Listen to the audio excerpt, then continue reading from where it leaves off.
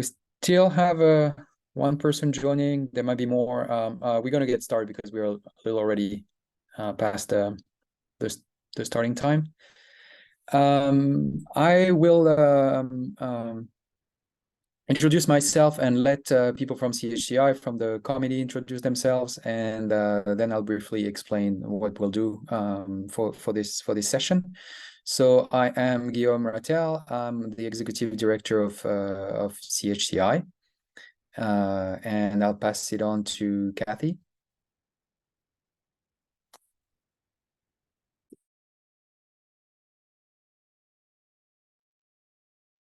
Oh, I think you're muted, Kathy. Yeah, there you go. What's that? Is that good? Right, thanks. I'm Kathy Woodward. I'm director of the Simpson Center for the Humanities, the University of Washington in Seattle, and I chair this committee on Global Humanities Institutes. Should I go next? Yes. Okay, so I'm Rosinka Chowdhury. I'm director of the Center for Studies in Social Sciences, Calcutta. I'm also professor in cultural studies. And yeah, I've been on the board of this committee for a couple of years now. Yeah, good to see you all. Hi, everyone. I'm Aaron Fay, CHCI's Membership and Diversity Officer, and I'm not on the committee, but I work with GHI recipients mainly on sharing communications out to the wider membership. So great to see you all here. I can go next. So, oh, go ahead. Are you doing introductions of just the committee members at this point? Well, I think that since we're not that many, we could hear if you could just say a word about maybe the project that you have in mind, but just a word so that we can keep on time. Oh, no, you go ahead with the introductions. Thank you. Okay. But I think because there are relatively few people, we might have a chance during the Q&A to hear a little bit from you, because we're also interested in knowing what people are working on and what their interest in this program is. So we can turn to that, I think, after our presentations that are going to be very short. I'll speak probably for about 5 minutes about the history of the program and about the application process, trying to expand a little bit on what's already available online. And I'm going to paste a few links here so that I don't, and some of it you might have seen it already if you were interested in this program. And I'll just expand on some of the areas on which I know that there are generally questions for people who are interested in applying. I won't say much about the history of the project. It's just, for background information if you're interested in knowing where this is coming from, but just to say that CHCI has been doing funding collaborations in the humanities for a little more than 10 years now, and that in the current iteration of our main program for international collaboration in the humanities, it's been launched in 2018 with the first GHI taking place in 2019, and we're now in a different cycle of that grant, which is has the label of inclusive collaboration. And Kathy later on will say a little bit more about what that means to us and what that means to you in the process of applying for this program. But that's as much background as I will give about the overall project. I think the second link that I gave will be of interest to you too. It shows all the GHIs that have taken place so far. So since 2019, there are 5 of them that are completed. There are 3 that are ongoing at different stages, and all 3 that are now ongoing are on this new cycle of the grant that I mentioned, inclusive collaboration. So they incorporate elements that didn't necessarily exist when we first started with this model. And the last link that I put, and that's the one that will be the most useful and on which I will expand a little bit. And if you have questions about the requirements and the timeline for the process here, a lot of the information should be in there. And that's our current call for proposals. So what I wanted to say about the program itself, about the GHI. What is a GHI and its structure? So a Global Humanities Institute is an international collaborative research project in the humanities, and it brings together in general 3 to 4 core partners that are at humanities organizations that can be centers or institutes, or could take other forms if they are in different part of the world where that model is not dominant. In general, though, the main organizer, which is the institution for the PI for the grant, is a CHCI member, and because we're still, heavily North American European, that generally means a humanities center, institute, or an institute for advanced studies, one of those forms that people in those regions are most familiar with.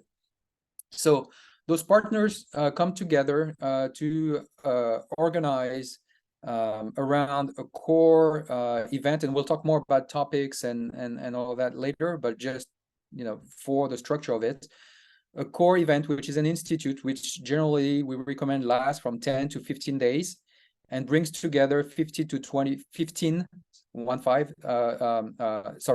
to 35 participants. That includes a cohort that comes from the institution of the organizers, and a number of participants that answer a call for participants that the organizer put out. About the participants, the other things that I wanted to say, which matters a great deal to us, is that about half or more of the participants should be graduate students or early career scholars, and we can say more about what that means in terms of defining that. So that's really the core of the project, which lasts up to 18 months, is this institute. Now that means that there are other components, one before and one after. The first component being a pre-meeting, which usually means a meeting of the organizers in which they refine their topic, that they think in more detail about the program of the institute, they think about the call that they're going to put out to get participants.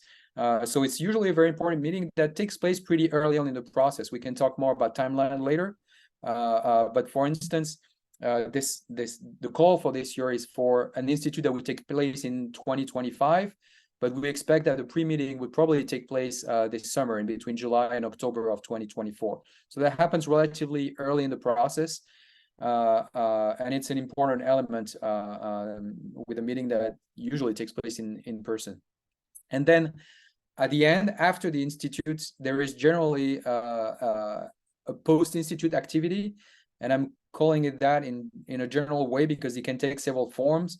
It can be a publication, it can be a follow-up meeting that maybe enlarge a little bit the participation,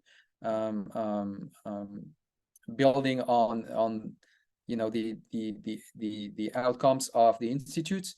But in any case, the goal of the post-institute activity is to amplify the results from the institute and to share them more broadly beyond the participant, beyond the organizers, hopefully with the CHCI membership, and even beyond that, if depending on the form that this activity takes.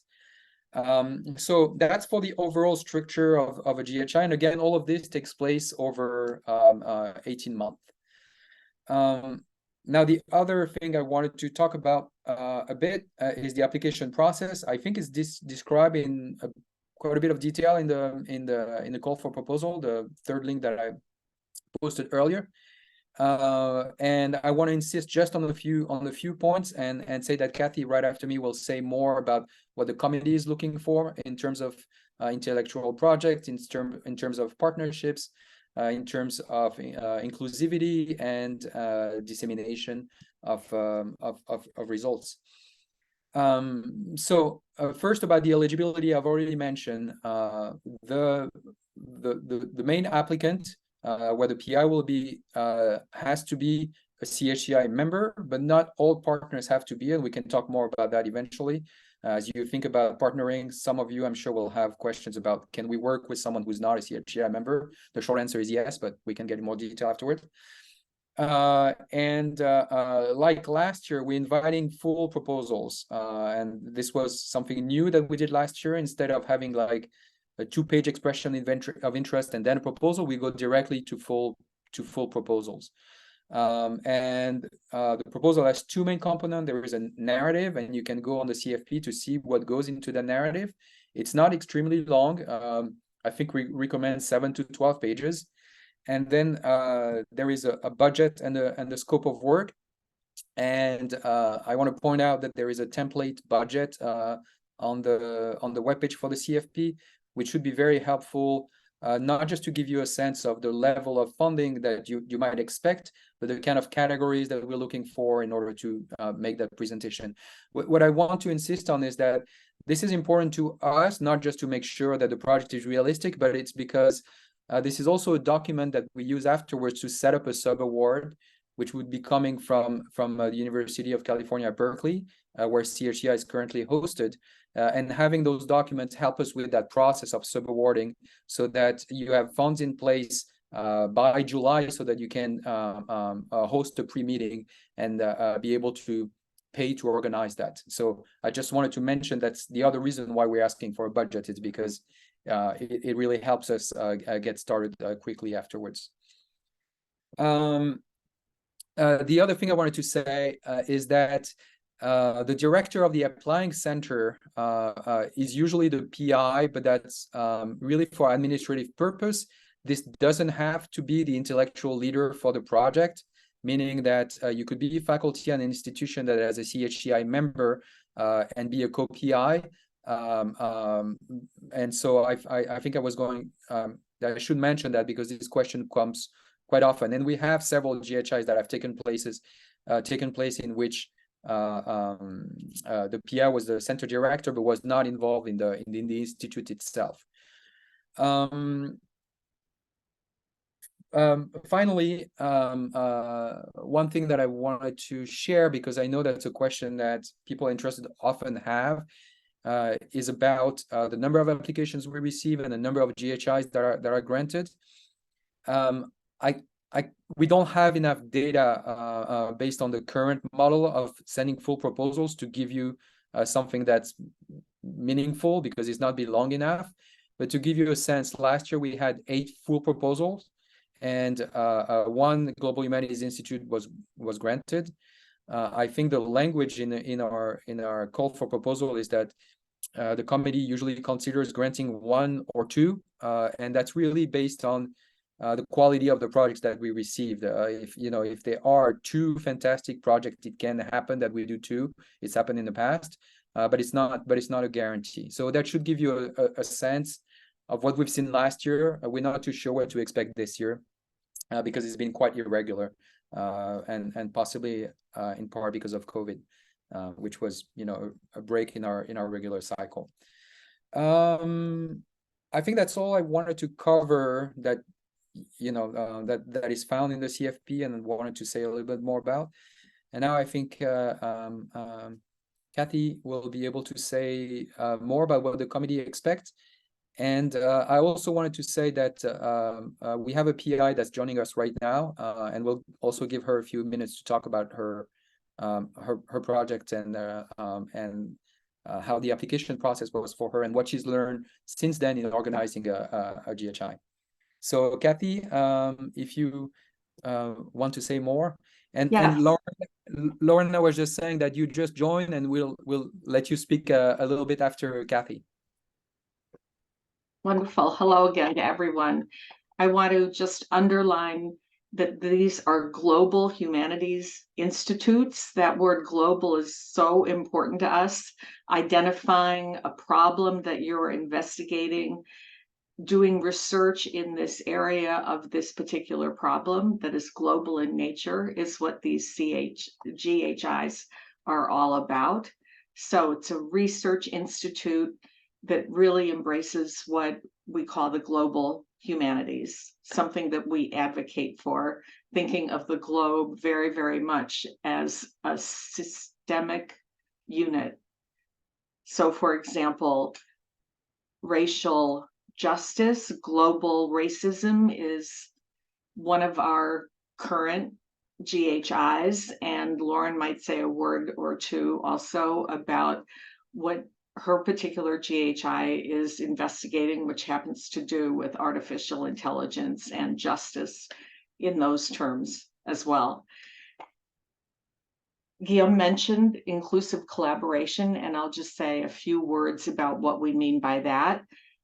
At the most important level, it is the partners that you choose that represent different portions of the globe. Very important. Those are your intellectual high points, you might say, the partners that you choose. When it comes to, this is another level, when it comes to the participants in the GHI, we're very interested, as Guillaume said, in terms of expanding early career researchers that can include, say, doctoral students.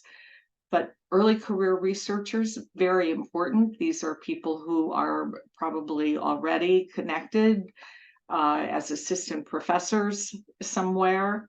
And that means that the investment that you're making in them is one that will carry on into the future.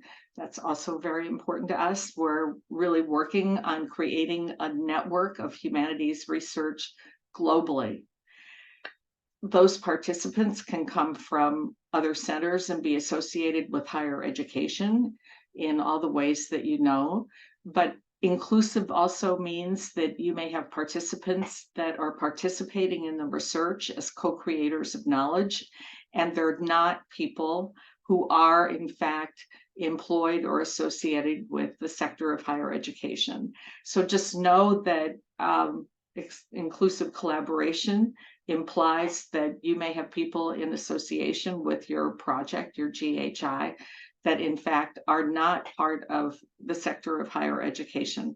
One of our recent GHIs embedded an artist in everything that they're doing as a person who was working along with everything, but also documenting everything, which is very fascinating and brings us to the level then of dissemination or circulation of knowledge. As Guillaume mentioned, we imagine the GHIs as 18 months in duration, but that's also a bureaucratic figure. We understand that, say, if you're thinking in terms of publication, traditionally a book or a special issue of a journal, that's going to take longer.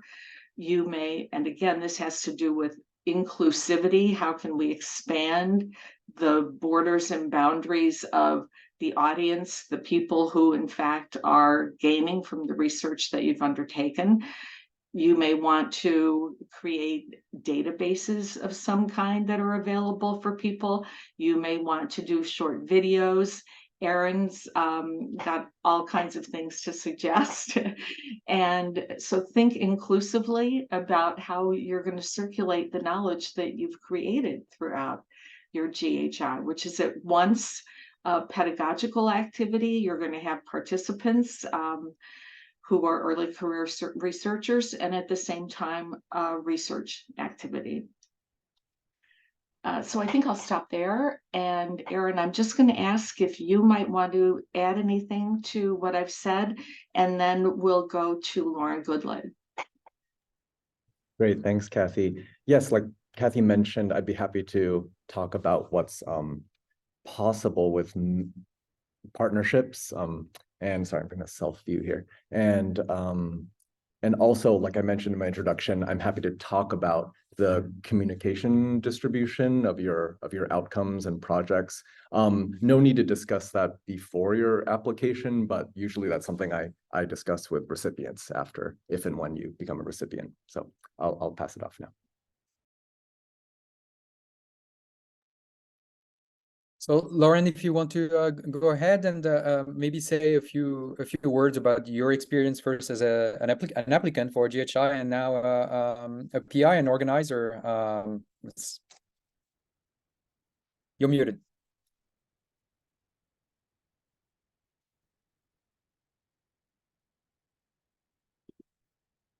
You're still muted.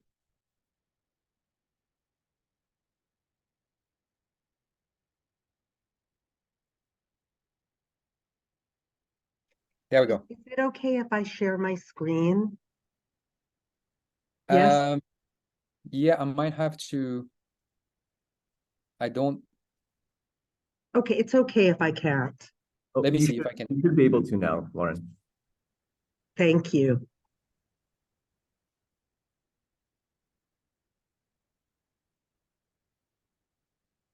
Well, you may say that, but my computer now wants to show me different screens than the ones I prepared for you.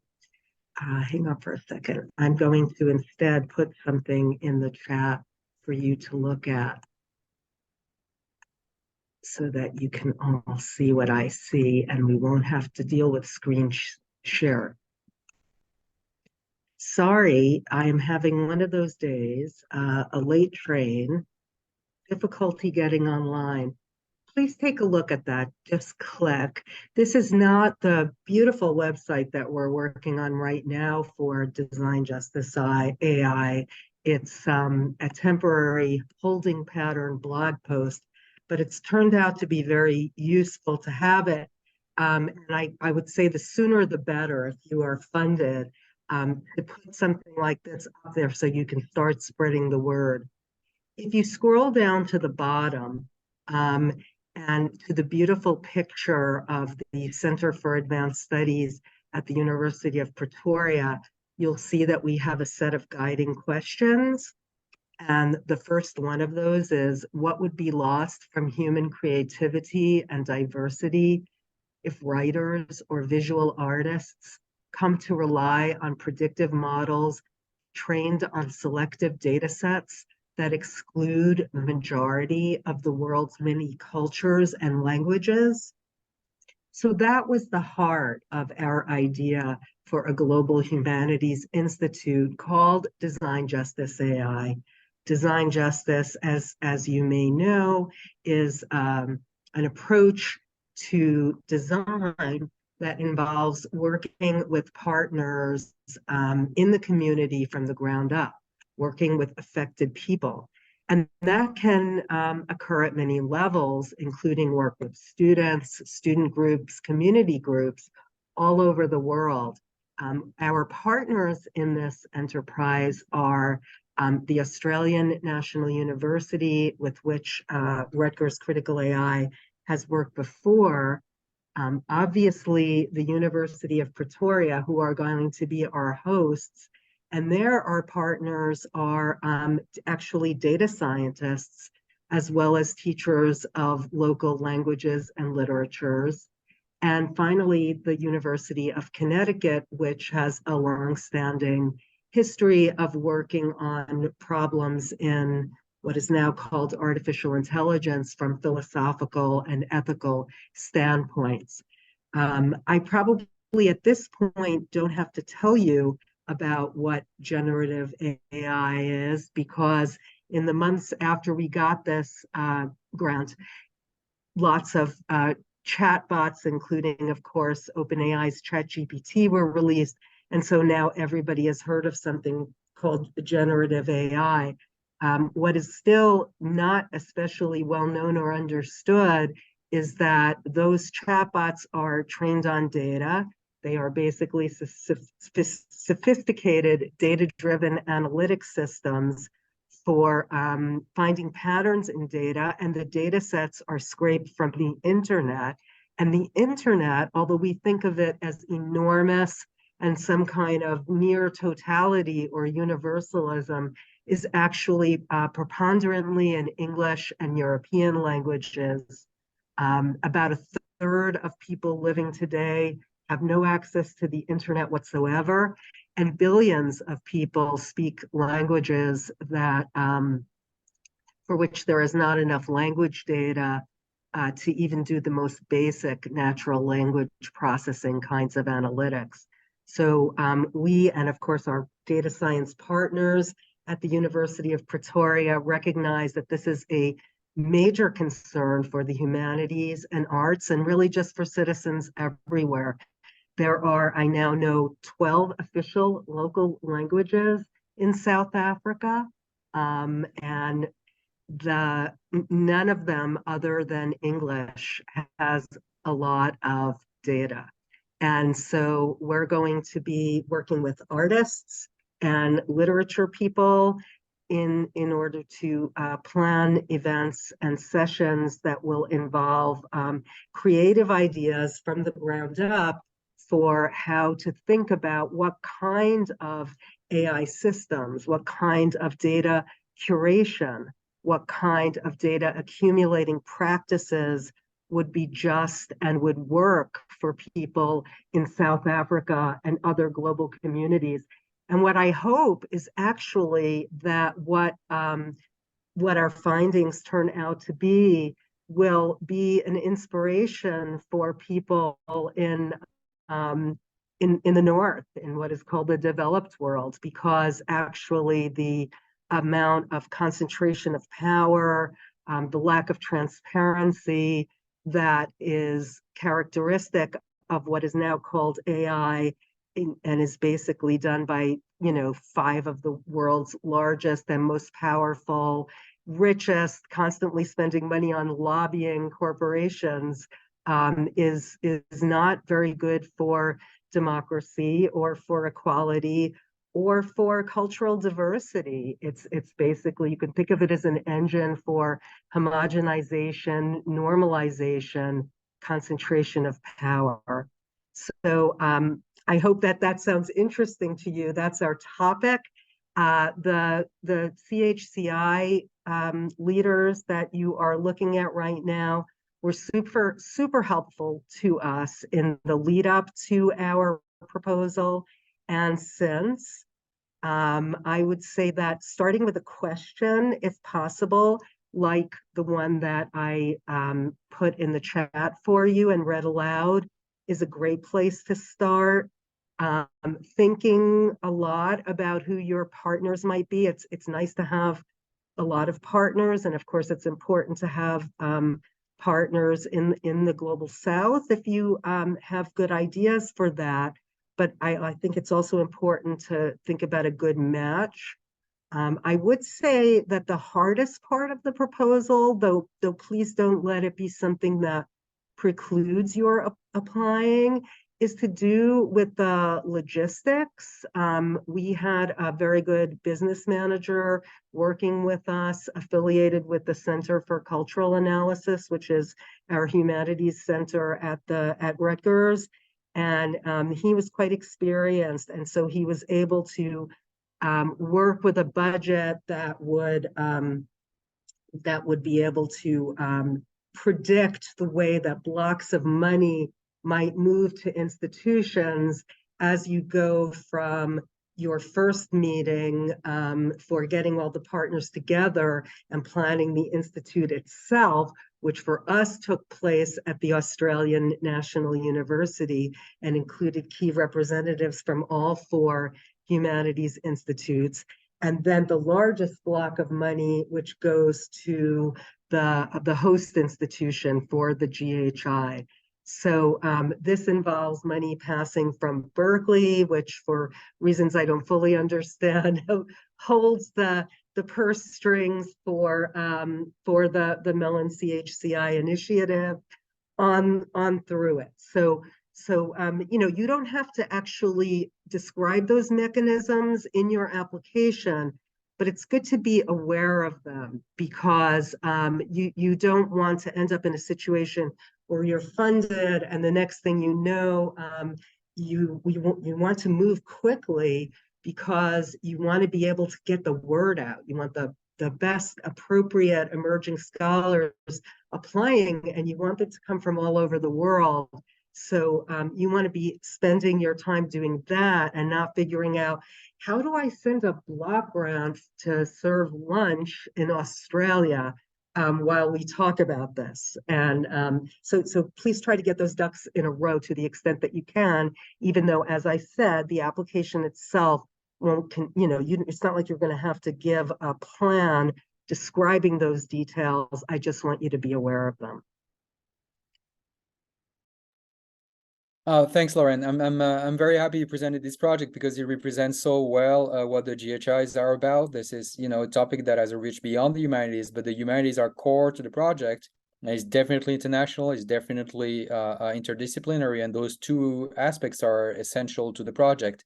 One thing that you didn't mention, and I hope you won't mind me sharing, is that one of the things that you've already put out there is this first issue of Critical AI. So if I can share that link to show like an early outcome of this work, because we were talking about, you know, sharing and dissemination. So I thought I'd be sharing that. I also think that we might direct some of the questions we might get to you, because you've been involved in the process so recently, and you are still in the middle of it. So I don't want to speak more than that. I want to turn it now to the people in attendance who are interested in maybe applying for a GHI. If you have any questions, and we'll direct it to either staff members or members of the committee, or maybe Lauren, depending on the nature of your question. So please don't hesitate. There are not so many people, so if you want to just unmute yourself or raise your hand, and we'll figure out how to put that in order.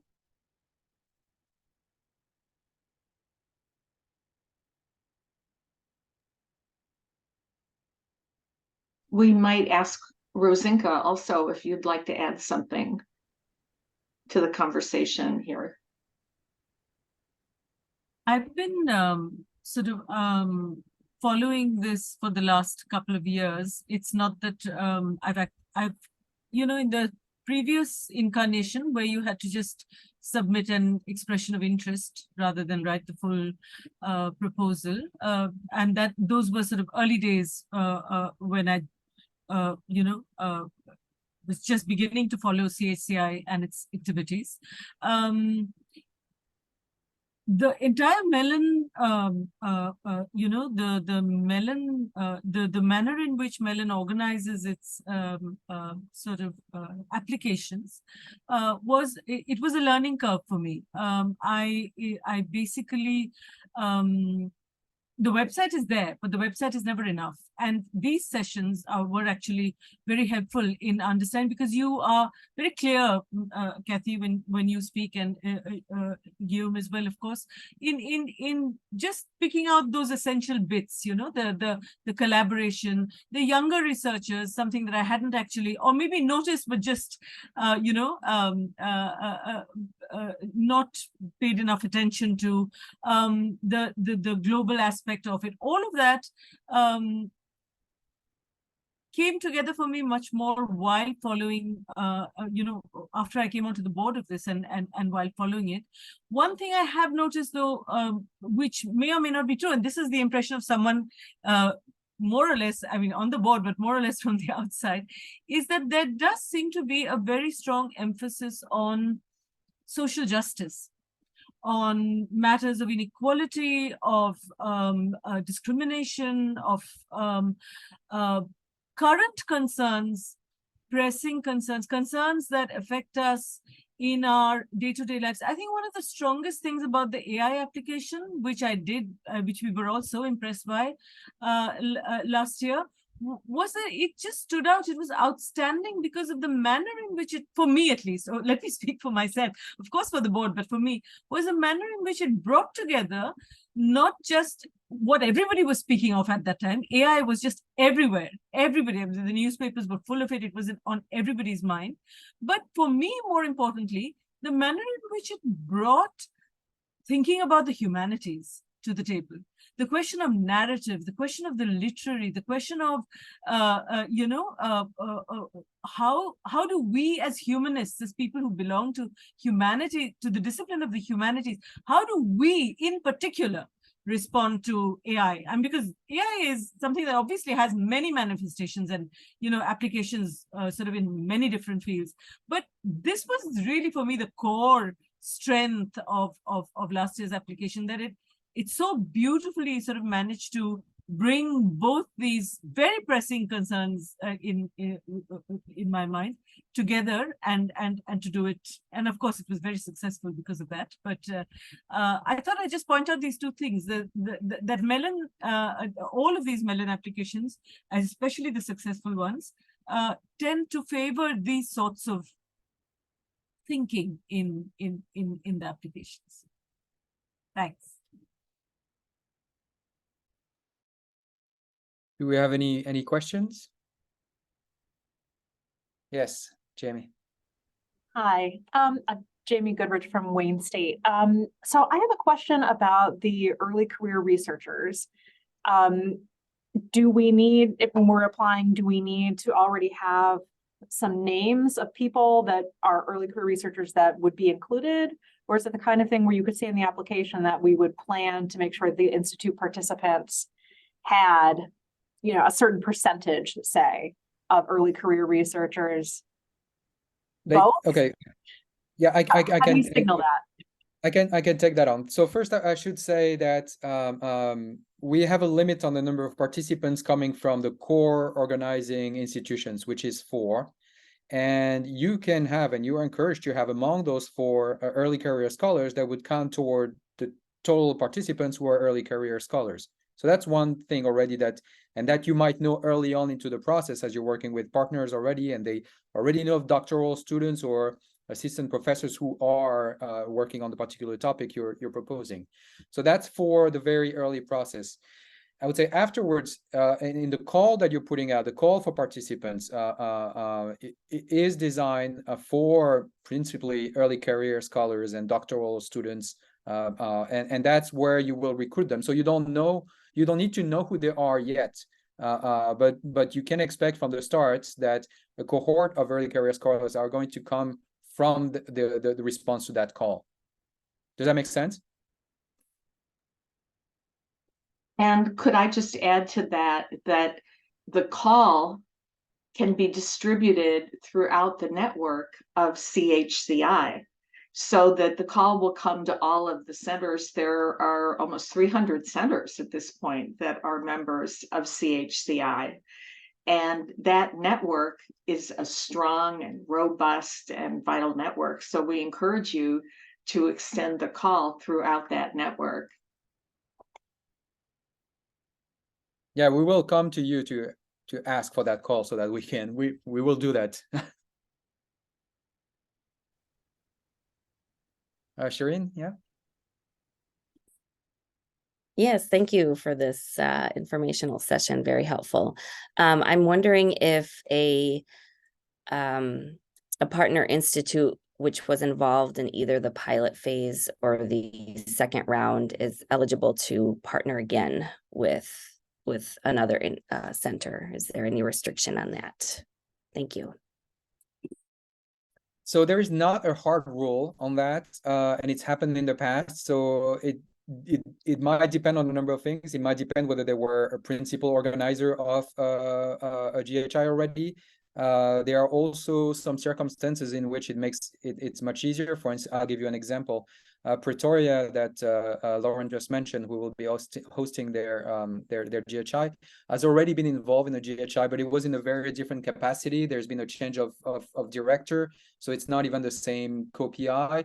And so there were such different projects that that wasn't seen as a major issue at all. So that is possible. It kind of depends what role that person had been in before. And also what we take into account is that we are aware that our own network doesn't cover very well or at all some regions in the world, and is covered by few institutions in some part of the world. So it's not surprising that when looking for partners on some continents, they're going to be the same that we've seen before. So that's something that we are aware of about our networks that might also be a reason. Yeah, Lauren, you wanted to add something on this?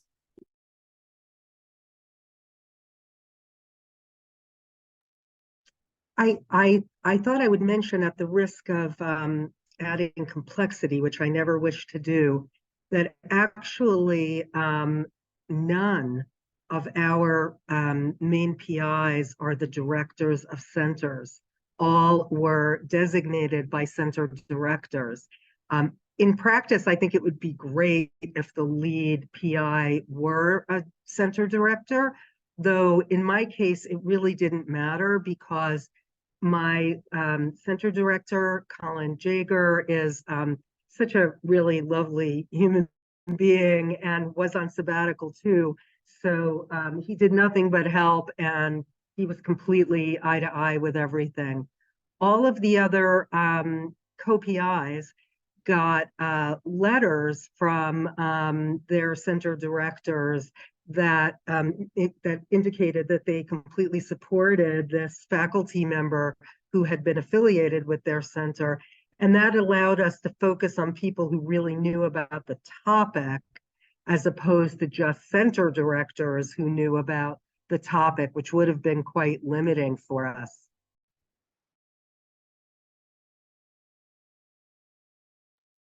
Before I turn to Yana, I want to add something to this, which is just to clarify something.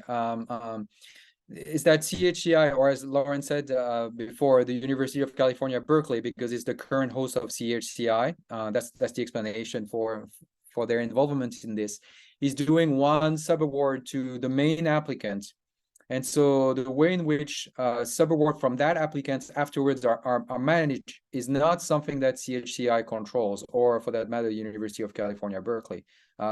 This will be mentioned probably in the subaward agreement with Berkeley, but this is not, whatever the requirements for you to do that are your own institution, this is where it's going to happen. So I wanted to add that because it often is a source of confusion.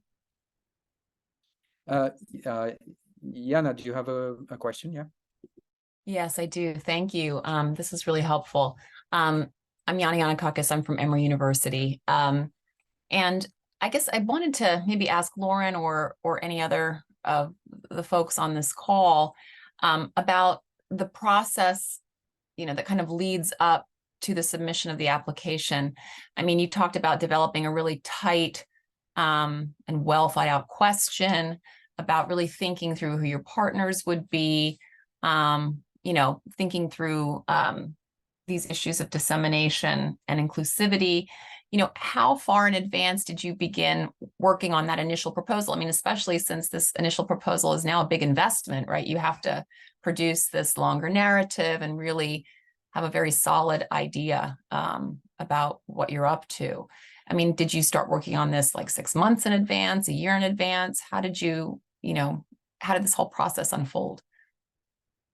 Well, I'm probably not typical, although perhaps I am, given the motivations behind people doing these kind of things, in that I was already working on a lot of these topics, including with some people, though I was delighted to be reaching out to other people. Like, for example, all of the people at the University of Connecticut team, but one, were new scholars for me in different disciplines. So, in my experience, fleshing out a topic that you're already engaged by, or that some colleagues of yours who you want to work with are already engaged by, is really crucial, in order to hit the ground running. And, it's the Google Documents, although a very surveillant technology, and I'm hoping that some magnanimous technologist comes up with an alternative for it that doesn't surveil data. But Google Documents is a very good way to share ideas with your partners, almost having like a kind of scratch pad so that you can share some really good ideas. That is a very, very nice way of brainstorming when you're dealing with issues of time zones, which let me emphasize that time zones can be really tricky. There is about 2 hours when people in Australia are awake at the same time as people in South Africa, which is not something I ever thought I would need to know, but there you are. So yeah, I mean, I would say don't try to reinvent the wheel. If you have to, perhaps choose a partner that is already, immersed, and let that person help you to get a good scratch pad going. Yeah, I would just add that right from the start, we've had the two kind of like scenarios. When I think back, for instance, the first GHI that we did on the crisis of democracy, these were people who had already been working together before, who knew each other. And the one that we did on translation was a whole new partnership in between Chile, South Africa, California, and the UK. And that's what we've seen throughout the years. Those two, general scenario. I think Mary, you had a question. And this might be a question for Aaron. Part of what we're working with include tribal elders, and part of the challenge we've had through University of Wyoming includes the notions of gift giving in forums as a problematic relay of capital. And I'm just wondering if there are examples of previous persons who have dealt with the problem of when you're working with Indigenous communities and you are showing appropriate signs of appreciation. So it's kind of a random question, but it does sound like the money movement. My experience is often that I need to have cash, for instance. There are people without credit cards, without bank accounts even. So wondering, I'll leave it there. That's a wonderful question. And I know that there have been proposals, not just in this grant, but in our other opportunities around Indigenous populations and that specific question. I think it's a very complex one, and I don't have a quick solution for you, unfortunately. I think it's really case by case, but we should talk offline about this. But if any of the board members have anything to say about this in a more general way, please go ahead.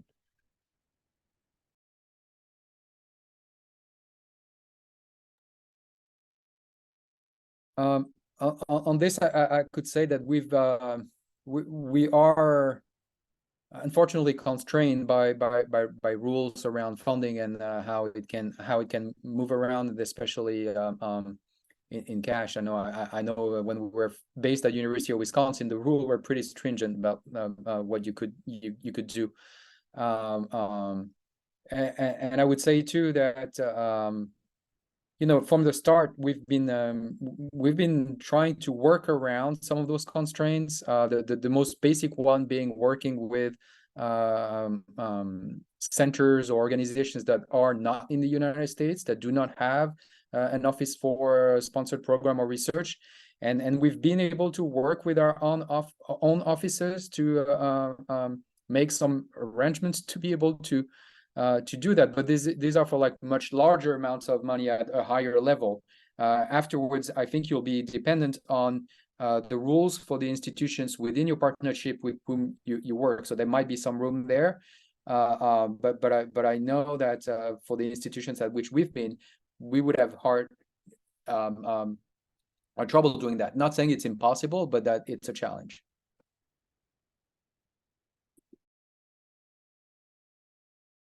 Shireen has another question. Yeah, go ahead. Yes, hi, thank you. Sorry, I didn't introduce myself earlier. I'm Shireen Sabat with the Interdisciplinary Center for the Study of Global Change at the University of Minnesota. I have another question in regards to the funding source being from the Andrew Mellon Foundation.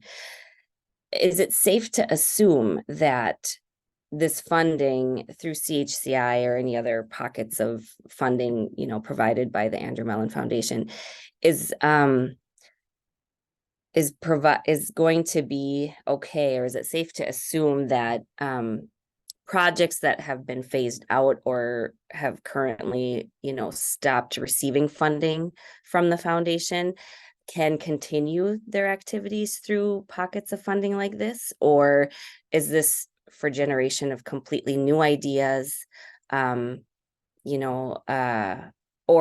maybe a collaboration of both, using a really successful model and adding to it? Does that work? Yeah. Let me clarify your question, because I think there are two possible questions here. I'm not sure which one it is. One is asking about this program that we have and whether there are funds to cover what we are doing right now. The short answer to that is yes. They will, the funding is there and will not go away to fund a upcoming GHI that we would advertise. Now, if your question is about can this money be used to maintain Mellon programs that have been funded by Mellon locally, I am not sure what the answer is. So which of the two questions is? No, it's the first one. Yeah, the first. And it's even the project we have is not local. It's with a international partnership, the CHR at the University of the Western Cape. We have over a decade-long relationship with them, and we have a model in place that works really great. And just wondering if this sort of funding would entail furthering that along. So, and I think it sounds like it would. So, thank you. Yeah, I think it would. And as was discussed before, having prior relationship with your partners is definitely an asset. As long as it's not using a GHI in order to maintain a program that's already been existing for a while in its current form, without any innovation building on that. Correct. Kathy, I think you wanted to say something about this. I was just going to underline what you've been saying. That would be my understanding as well.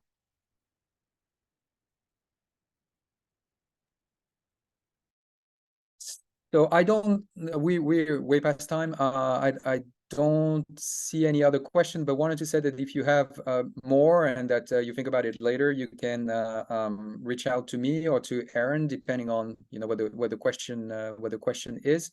My email address is on the CFP that's linked there. I think Aaron might be as well. I'm less sure, but you can find his address on our website. And so do not hesitate if you have any question. And we hope that you'll be interested in applying, and we're looking forward to see what new projects we'll receive. Thanks to everyone. Especially Rosinka and Lauren. So good to have you here. Thank you. Thanks, Kathy. My pleasure. And thank you so much for the good words about Critical AI, the journal. I didn't want to be presumptuous, but appreciate your sharing it.